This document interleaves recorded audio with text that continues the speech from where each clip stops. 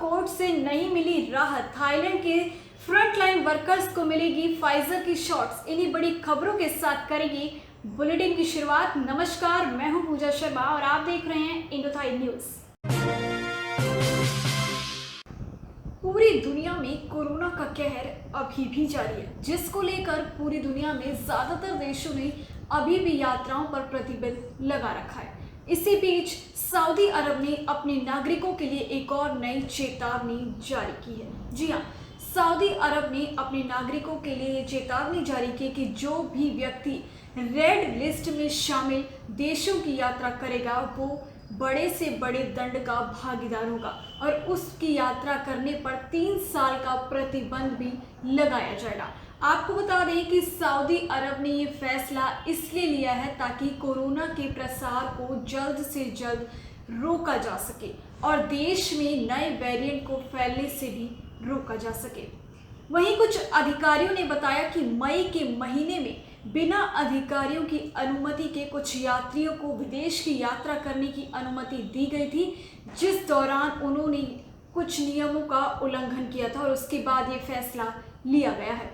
इसके साथ साथ जो भी व्यक्ति यात्रा के नियमों के उल्लंघन में शामिल होगा उसे बड़े से बड़ा दंड भुगतना होगा। वो अपनी इस गलती के प्रति जवाबदेही होगा। साथ ही उसकी यात्रा पर 3 साल का प्रतिबंध लगाया जाएगा।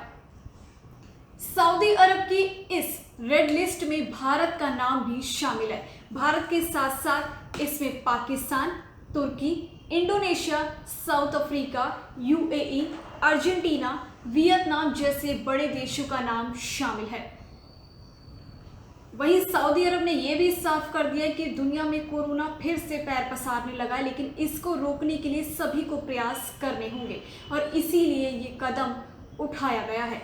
कोई भी यात्री अगर इस नियम का उल्लंघन करता है तो उसे 3 साल का प्रतिबंध झेलना पड़ेगा ताकि नए आने वाले वेरिएंट को रोका जा सके। इसीलिए सरकार के साथ साथ नागरिकों की भी ये जिम्मेदारी बनती है कि वो इस नियम का पालन करें और कोरोना के प्रसार को रोकने में सरकार की सहायता करें। पोर्नोग्राफी मामले में अब राज कुंद्रा की मुसीबतें बढ़ती जा रही हैं। सुनवाई के बाद मुंबई की कोर्ट ने अब उनकी जमानत देने से इनकार कर दिया है। जी हां, मुंबई कोर्ट ने जमानत याचिका को खारिज कर दिया है। आपको बता दें कि क्राइम ब्रांच ने पूछताछ के लिए कुछ और समय की मांग की थी, क्योंकि क्राइम ब्रांच की जांच में रोज नए खुलासे सामने आ रहे हैं, जिसके बाद कोर्ट ने उनकी जमानत को खारिज कर दिया है, जिसके बाद राज कुंद्रा की मुसीबतें और बढ़ सकती हैं। क्राइम ब्रांच की जांच में एक नया खुलासा सामने आया है। राज कुंद्रा इस बिजनेस के जरिए 34 करोड़ मुनाफा कमाने की फिराक में थे और 2023 और 24 की फाइनेंशियल ईयर से वो 146 करोड़ का रेवेन्यू भी सेट कर चुके थे, जिस पर अब क्राइम ब्रांच का छापा पड़ चुका है। वहीं क्राइम ब्रांच की टीम राज कुंद्रा की पत्नी और बॉलीवुड अभिनेत्री शिल्पा शेट्टी से लगातार पूछताछ कर रही है। क्राइम ब्रांच ने शिल्पा शेट्टी से ऐसे कई सवाल पूछे, जिसमें उन्होंने शिल्पा शेट्टी से ये सवाल किया, क्या उन्हें अपने पति के इस बिजनेस के बारे में कोई जानकारी थी, क्या वो इस बिजनेस से जुड़ी हुई थी। ऐसे सवालों के साथ लगातार शिल्पा शेट्टी से पूछताछ की जा रही है। वहीं शिल्पा शेट्टी ने भी पूछताछ के जरिए इन सवालों का खंडन किया है। उन्होंने कहा है कि उनका इस मामले से कोई लेना देना नहीं है। तो वहीं उन्होंने ये भी साफ तौर पर कहा है कि राज कुंद्रा कोई भी पोर्नोग्राफी का बिजनेस नहीं चला रहे थे। इस वीडियो में कोई भी ऐसा कंटेंट नहीं दिखाया गया है जो पोर्नोग्राफी से जुड़ा हो। इस तरह के कंटेंट और भी OTT प्लेटफॉर्म पर दिखाए जा रहे हैं। ये महज एक साजिश है जो हमारे खिलाफ रची जा रही है। तो वही क्राइम ब्रांच ने राज कुंद्रा के कई बैंक खातों को भी जब्त कर लिया है, जिसमें कानपुर के एक बैंक खाते को जब्त किया गया है, जिसमें कर्मचारी के जरिए उसकी पत्नी के अकाउंट में कुछ पैसों को ट्रांसफर किया जाता था और फिर उसे वाइट मनी में तब्दील कर बिजनेस में लगाया जाता था। लेकिन अब जमानत याचिका खारिज होने के बाद राज कुंद्रा की मुसीबतें बढ़ सकती हैं, उनसे और पूछताछ की जा सकती है। इस केस में और लोग सामने आ रहे हैं जो राज कुंद्रा के खिलाफ सबूत भी पेश कर रहे हैं। वहीं इस वीडियो से जुड़ी एक्ट्रेस जो इस वीडियो में शामिल थी वो भी कुछ इसी तरीके के बयान दे रही हैं। तो अब आगे क्या होगा, कब तक राज कुंद्रा को न्यायिक हिरासत में रखा जाएगा, क्राइम ब्रांच की टीम अपनी जांच के जरिए कौन से नए खुलासे करेगी, ये तो आने वाला वक्त ही बताएगा। फिलहाल क्राइम ब्रांच की टीम बड़ी ही गहमी से जांच कर रही है। सीनियर सिटीजन और युवाओं के बाद बच्चों के वैक्सीनेशन को लेकर एक अच्छी खबर सामने आ रही है। बच्चों का वैक्सीनेशन अगस्त से शुरू हो सकता है और ये बात केंद्रीय स्वास्थ्य मंत्री मनसुख मांडविया ने संसद की पार्लियामेंट्री बैठक में कही, जिसमें प्रधानमंत्री नरेंद्र मोदी भी मौजूद थे। केंद्रीय मंत्री ने कहा कि बच्चों का वैक्सीनेशन अगस्त से शुरू हो सकता है और ये कोरोना की चेन को तोड़ने के लिए एक अहम कदम भी साबित होगा। आपको बता दें कि इससे पहले एम्स के चीफ डॉक्टर गुलेरिया ने भी ये बात कही थी कि बच्चों का वैक्सीनेशन सितंबर से शुरू होने की उम्मीद जताई जा रही है और ये तीसरी लहर में बेहद ज़रूरी है कि बच्चों का वैक्सीनेशन जल्द से जल्द शुरू हो, जिससे कि आने वाले समय में बच्चों के लिए स्कूलों को फिर से खोला जा सके और शिक्षा को आगे बढ़ाया जा सके। उन्होंने ये भी कहा कि फिलहाल जायडस कैडिला के ट्रायल पूरे हो चुके हैं, जो बच्चों को दी जाने वाली वैक्सीन है, और हो सकता है कि जल्द ही इसके आपात इस्तेमाल की मंजूरी भी मिल जाए। फिलहाल इसके आपात इस्तेमाल का इंतज़ार किया जा रहा है। तो वहीं दूसरी ओर कोवैक्सीन के ट्रायल भी चल रहे हैं, जिसकी उम्मीद पूरे होने के लिए सितंबर तक की उम्मीद की जा रही है।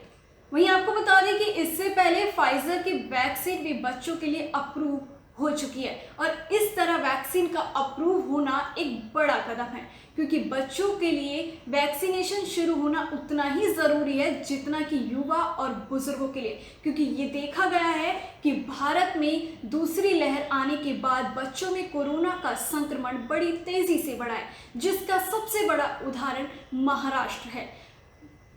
भारत में दूसरी लहर में देखा गया कि महाराष्ट्र में ज़्यादा से ज़्यादा संक्रमण बच्चों में देखा गया, जिसके बाद बच्चों के वैक्सीनेशन पर जोर दिया जा रहा है। वहीं कुछ वैज्ञानिकों ने यह भी चेतावनी दी है कि हो सकता है कि आने वाली तीसरी लहर में बच्चों में संक्रमण फैले, इसीलिए बच्चों का वैक्सीनेशन जल्द से जल्द शुरू होना चाहिए। फिलहाल अभी ये साफ तौर पर नहीं कहा गया है कि आने वाली तीसरी लहर से पहले बच्चों के लिए कौन सी वैक्सीन चुनी जाएगी, किसको सबसे पहले और सबसे जल्द अप्रूवल मिलेगा और बच्चों के लिए वैक्सीन लगाई जाएगी। आपको बता दें कि भारत में अब तक 42 करोड़ लोगों को वैक्सीन लगाई जा चुकी है और सरकार ये उम्मीद कर रही है कि साल के अंत तक सभी युवाओं को वैक्सीन लग जाए और उसके बाद जल्द से जल्द बच्चों का वैक्सीनेशन भी किया जाए और कोरोना की इस चेन को तोड़ा जाए, जिसके बाद शिक्षा हो या इकोनॉमिक,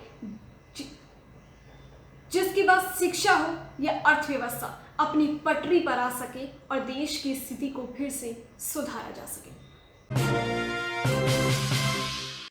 उत्तराखंड के बाद अब कर्नाटक को भी मुख्यमंत्री का नया चेहरा मिल चुका है। पूर्व मुख्यमंत्री बीएस येदियुरप्पा के इस्तीफे के बाद बसवराज बोम्मई को कर्नाटक का नया मुख्यमंत्री चुना गया है और बुधवार को उन्होंने मुख्यमंत्री पद की शपथ ग्रहण भी कर लिया है। आपको बता दें कि बसवराज बोम्मई पूर्व मुख्यमंत्री एसआर बोम्मई के बेटे हैं और वो येदियुरप्पा के कैबिनेट में गृह मंत्री भी रह चुके हैं, इसीलिए उन्हें बीएस येदियुरप्पा का बेहद करीबी भी माना जाता है। विधायक दल की बैठक में बीएस येदियुरप्पा ने ही बसवराज बोम्मई का नाम सुझाया था और उसके बाद मंत्रिमंडल की सहमति के बाद उन्हें कर्नाटक का नया मुख्यमंत्री चुन लिया गया। शपथ ग्रहण समारोह के बाद बसवराज बोम्मई ने पहली प्रतिक्रिया देते यही कहा कि प्रधानमंत्री मोदी और अमित शाह के इस फैसले से वो बेहद खुश हैं और वो अपने इस कार्यकाल में गरीबों के लिए बहुत से ऐसे काम करेंगे जिससे गरीबों का फायदा हो सके। साथ ही उन्होंने ये भी कहा कि उन्हें मुख्यमंत्री बनने की कोई उम्मीद नहीं की थी, लेकिन उन्हें अपनी मेहनत पर पूरा भरोसा था और उनकी मेहनत ने ही उन्हें ये पद दिलाया है। बसवराज बोम्मई के मुख्यमंत्री बनने के साथ साथ 3 डिप्टी सीएम ने भी शपथ ग्रहण किया। इसमें आर अशोका, गोविंद करनौल और श्रीराम मुलू का नाम शामिल है, जिन्होंने सीएम के साथ साथ डिप्टी सीएम का पद ग्रहण किया है। आपको बता दें कि कर्नाटक के पूर्व मुख्यमंत्री बीएस येदियुरप्पा ने अपना कार्यकाल 2 साल तक पूरा करने के बाद सोमवार को अपने पद से इस्तीफा दे दिया और उसके बाद नए चेहरे के लिए एक विधायक दल की बैठक हुई और जिसमें बसवराज बोम्मई को मुख्यमंत्री का पद दिया गया। थाईलैंड ने अब वैक्सीनेशन को लेकर एक नई घोषणा की है, जिसमें फाइजर के टीकों को फ्रंटलाइन वर्कर और चिकित्सा कर्मियों को दिया जाएगा, जिसे संयुक्त राज्य अमेरिका द्वारा थाईलैंड को दिया गया है। जी हाँ, संयुक्त राज्य अमेरिका द्वारा फाइजर के कुछ शॉट्स थाईलैंड को दिए गए हैं, जिसके बाद थाईलैंड ने यह फैसला किया कि फाइजर के इन शॉट्स को फ्रंटलाइन वर्कर्स को दिया जाएगा, जिसके बाद वैक्सीनेशन जल्द से जल्द आगे बढ़ेगा और ज़्यादा से ज़्यादा लोगों को कोरोना से सुरक्षित किया जा सकता है। थाईलैंड के स्वास्थ्य कर्मियों ने ये जानकारी दी। आपको बता दें कि स्वास्थ्य के उप स्थायी सचिव सूरा विदेशक ने ये जानकारी दी। उन्होंने बताया कि फाइजर के इन शॉट्स को स्वास्थ्य कर्मियों को और फ्रंटलाइन वर्कर्स को दिया जाएगा, जिसे अमेरिका द्वारा थाईलैंड को दिया गया है। साथ ही उन्होंने ये भी कहा कि इसमें रुचि रखने वाले सभी लोग प्राइवेट और राज्य अस्पतालों को एक चिकित्सा कर्मियों को एक सूची तैयार करके भेज दें, जिसके हिसाब से शॉट्स की संख्या को तय किया जा सके। तो ये थी इस सप्ताह की कुछ बड़ी खबरें और बाकी खबरों के लिए जुड़े रहिए इंडो थाई न्यूज के साथ।